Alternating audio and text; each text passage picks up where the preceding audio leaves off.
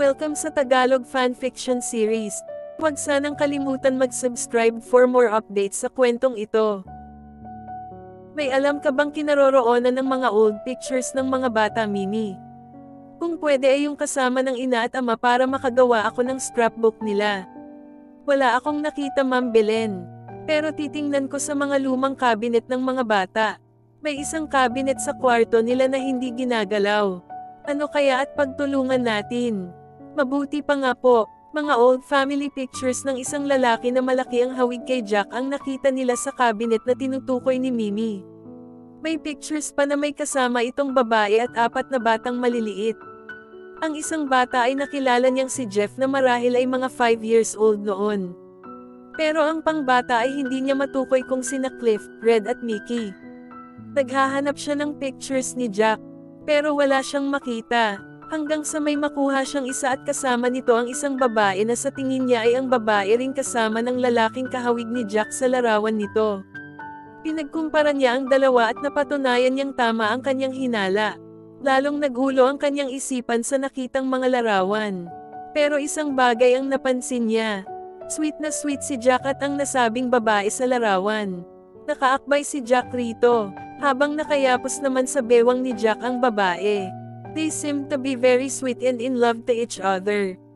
May kumurot na sakit sa kanyang puso. So, it's true. Tama ang mga hinala niya tungkol kay Jack.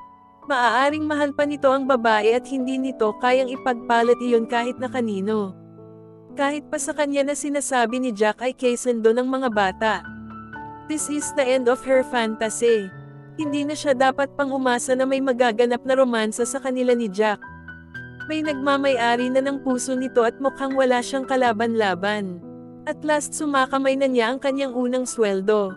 Makalipas ang isang buwan ay buong-buong nahawakan niya ang 20,000 pesos na sahod niya. At niyaya niya ang 3 kapatid para mag-dinner sa labas, kasama sina Auntie Fe. Samantala ay parehong may overtime sina Donald at Trevor kung kaya't hindi nakasama ang mga ito. Ano ang feeling mo ngayon na nakahawak ka ng 20,000 pesos, Belen? Malaki pa ang sahod mo sa sweldo ko, wika ng kanyang ate Helena. Oo nga, daig mo pa kami, segunda ni Aida. Okay lang, matamlay na sagot niya. Okay lang. Wow, sosyal. 20,000 na sweldo, hindi ka man lang na-excite. Masaya naman ako mga ate ko. Malungkot pa rin niyang sabi. Meron ba namang masayang ganyan, Ate Belen? Para kang namatayan. May problema ka ba? Parang hindi makapaniwala si Ana sa sagot niya. Wala. Bakit ako magkakaproblema? Kaagad niyang tanggi. Rumirehistro pala sa mukha niya ang lungkot na nararamdaman sa kasalukuyang ugnayan nila ng mga bata at ni Jack. Sa palagay ko si Mr. Amante ang dahilan. Pangungulit ni Ana. Hindi ba ate? Nasabi mo sa akin na crush mo siya. Yun nga lang, hindi ka sure kung may crush rin siya sa iyo kasi married na siya. Ana, ano ka ba? Ang chismoso mo. Bakit? Ano magiging problema mo kay Jack? Inaaway ka ba? Pinagagalitan? Minomolestya? Sabihin mo lang at susugurin namin siya sa bahay niya. Umiling siya. Ate, wala. Masama lang ang pakiramdam ko. Huwag kayong maniwala. Si Jack talaga ang dahilan, git ni Ana. Cory ay wala itong planong tumigil hanggang hindi nagtatagumpay na mapaniwala ang mga kaharap sa sinasabi nito. Totoo ba ang sinasabi ni Ana? Baka naman develop ka na nga sa biyudong iyon, Belen. Ate, hindi. Mga ate, maniwala kayo sa akin. Totoong na-develop na siya kay Jack. Kaya lang ay may mahal na itong iba. Ana, ano ka ba? Kanina ka pa. Hindi ka ba titigil? Sita ni Belen, na parang may iyak na. Nako Belen, hiha. Huwag mong damdamin ang biro ni Ana. Binibiro ka lang yata ng kapatid mo. Nag-aalalang sabi ni Auntie Fe. Hindi naman po ako. Nagagalit kay Ana. Bakit ka napapaiyak? Nakakahiyaman pong sabihin, totoo naman pong talaga ang sinasabi ni Ana. Talaga pong apektado ako ni Jack. Napaunat sa pagkakaupo ang kanyang ate Helena. Cory ay hindi ito nakahanda sa narinig na revelasyon buhat sa kanyang bibig. Iisang buwan mo palang kasama ang lalaking iyan ay nagkaganyan ka na. Ano ang nangyari sa iyo? Baka naman pinainom ka ng gayuma ng lalaking iyan. Honestly, ako pa nga ang may gustong gayumahin siya, Ate Helena. Talagang na-develop ako sa kanya.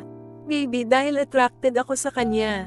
And then, lagi kaming magkasama. I don't know. Basta, asumpungan ko na lang ang sarili ko na nai-inlove sa kanya, lakas loob niyang amin sa mga kapatid. Huminto siya para magpahid ng luha. Ang masakit, ate, alam ko namang walang kahihinatnan ang damdamin ko. Kasi he is a very much married man. Kaya lang, hindi ko mapigil ang damdamin ko. Pati sa mga bata ay napalapit ang loob ko. Samantalang sabi mo nga ay wala kang tiyaga sa mga bata. You must be really in love, Belen, wika ng kanyang ate Aida. Wala naman masamang ma-in-love ka, Belen. Natural lang yun. At kung ligawan ka man ng lalaking iyan at sinagot mo, wala pa ring masama kung siya ay bildo na.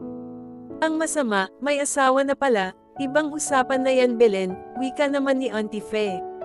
Alam ko po, kaya nga po ako nahihirapan ng ganito. Kasi, nagdesisyon na akong sikilin ang damdamin ko. Which is napakahirap. Alam ba ninyo yung feeling na love mo ang isang lalaki? Abot kamay mo pero alam mong hopeless case ka naman, at pati sa mga bata ay napalapit ang loob ko. I know, naiintindihan ka namin. At ang maipapayo ko sa iyo, mag-resign ka na lang kesa, magpatuloy ang agani mo sa lalaking iyan.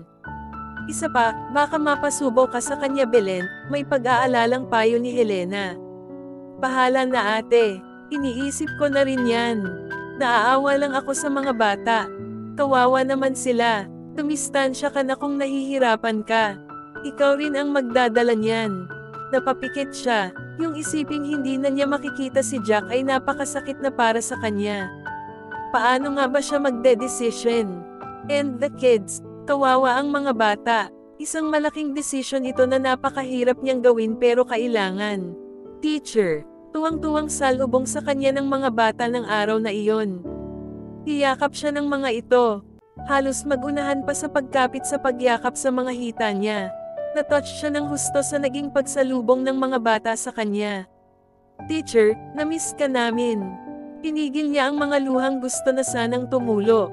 Nakakain na ba kayo ng dinner? Magsisimula na ang tutorial natin, pag-iiba niya ng usapan. Ay, teacher, tapos na po kanina pa. Ha, paanong nangyari iyon? May dumating po kaninang babae dito kasama ni Daddy at tinuruan kami. Pero gusto po namin ay turuan pa ninyo kami, teacher. Oo nga po, teacher. Hindi po kami natuto. Ayaw po namin sa nagturo sa amin. Naguguluhan siya sa naririnig buhat sa magkakapatid. Ano ba ang ibig sabihin nito? Pinapalitan na siya ni Jack bilang private tutor ng mga bata. Nasa gayon silang ayos, nang pababa si Jack at akbay-akbay ang isang babaeng pamilyar sa kanya ang mukha. At iniisip niya kung saan niya nakita ang babaeng ito. Titig na titig siya sa babae habang papalapit ito sa kanya at si Jack. Nandyan ka na pala, Belen. I want you to meet Min. Min, si Belen Agamata. Ang private tutor ni na Jeff. Siya pala. I hope, kasing galing ko siya sa pagtuturo. Of course she is. Pagtatanggol ni Jack. Well, Miss Agamata. Talagang puro superlatives ang mga adjectives na gustong gamitin nitong si Jack sa iyo. Halos hindi niya na-appreciate ang sinabi nito. Na-focus ang atensyon niya sa tono ng pagkakabanggit ng babae sa pangalan ni Jack. Ang lambing ng pagkakabanggit nito sa pangalan ni Jack, at parang sweet yata silang tingnan. Ano kaya ito ni Jack? Bagamat aware siya na wala siyang karapatang magalit kay Jack. Kung may kausap man itong ibang babae, sakit ng loob ang naramdaman niya ng mga oras na iyon. Paano na, Jack? I'll be leaving. Take good care of the kids for me. Ginagawa ko naman ang tungkulin ko sa kanila, Min. Matapos humalik ang babae kay Jack ay lumabas na ito. Inihatid ito ni Jack hanggang sa labas ng gate kung saan nakapark ang isang kotse na marahil ay pag-aari nito. Kids, let's go upstairs. Iyaya niya sa mga bata. Ayaw niyang abutan pa siya ni Jack sa salas. Nagkulong siya kaagad sa kanyang kwarto at umiyak ng umiyak. Matapos hidaos ang kanyang pag-iyak at binuksan niya ang connecting door para turuan ang mga bata. Pero nagulat siya nang sa halip na si Mimi ang makita niyang kasama ng magkakapatid. ay si Jack ang nabuglawan niyang kasama ng mga ito. Hoy, tahimik na kayo. Nandyan na si teacher. Sabi ni Daddy ay huwag raw tayong maingay dahil may pag-uusapan sila ni teacher. Bakit hindi pa ninyo inilalabas ang mga gamit ninyo? Akala ko ba ay mag-start na ang tutorial natin? Huwag mo na silang turuan ngayon, Belen. Pagkway binalingan nito ang mga bata. Kids, pwedeng lumabas muna kayo sandali. May pag-uusapan lang kami ni teacher na mahalaga. Opo, Daddy, wika ni Jeffrey na siyang nagyaya sa mga kapatid na lumabas. Parang may mali yata. Mas dapat nga ay sila ang lumabas ng kwarto ng mga bata at doon mag-usap sa labas. Napatingin siya kay Jack matapos na mawala sa paningin niya ang apat na bata. Nabigla pa siya nang makitang ang lapad ng mga ngiti nito. Pero bago nito naibuka ang bibig, naisatinig niya ang laman ng kanyang dibdib. Ano ang gusto mong sabihin sa akin? Na pinapalitan mo na ako bilang teacher ng mga bata, Sir Amante. Of course not. Nagkaroon ng sound ang mga ngiti nito. Pagkuwi, hinawakan ang kanyang dalawang kamay. And please, pwede Jack na lang ang itawag mo sa akin, pakiusap. Masyado akong naiilang every time na tatawagan mo akong sir. At di nadadagdagan mo pa ng po. It's about time we'll get rid of our formalities. Humalon ang kanyang dibdib, naratol ang buong sistema niya sa touch ni Jack. Hindi naman iyon ang importante. Ang importante, ang posisyon ko sa bahay na ito. Am I still needed in this house? Hindi kumukurap ang mga mata na tanong niya kay Jack. Hindi kaagad sumagot si Jack.